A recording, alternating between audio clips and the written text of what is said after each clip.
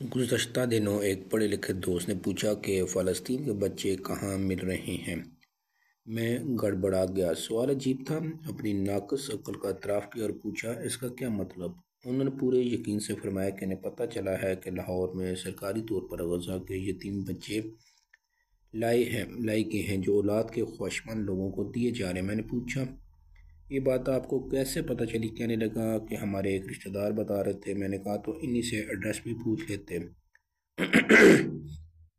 2 گھنٹے کی سرخپائی کے باوجود ان کا اصرار تھا کہ رشتہ دار نے بالکل ٹھیک اطلاع دی۔ یہ رویہ ہمارے ماں کے کرٹیکل تھنکنگ کبھی ہمارے نصاب جان سوچ کا حصہ نہیں رہی، لہٰذا ہمیں یہ بھی نہیں پتہ چلتا کہ کسی بات کی تصدیق کے لیے بنیادی سوال کیا کرنے چاہیے۔ ہمارے لیے اتنا ہی کافی ہوتا ہے کہ فلاں نے بتایا ہے۔